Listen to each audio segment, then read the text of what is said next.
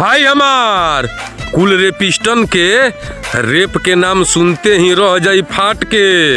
बस तोहन जाना ऐसन कुल दरिंदन के फेंक दो जा बीच सड़क पर काट के।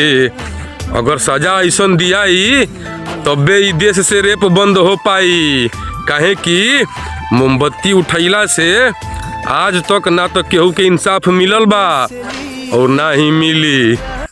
बुझाइल?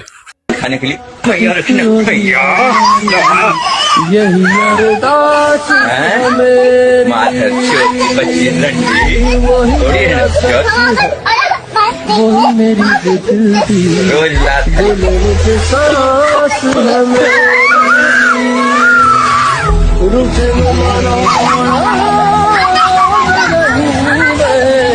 कभी ना रूठना मुझसे।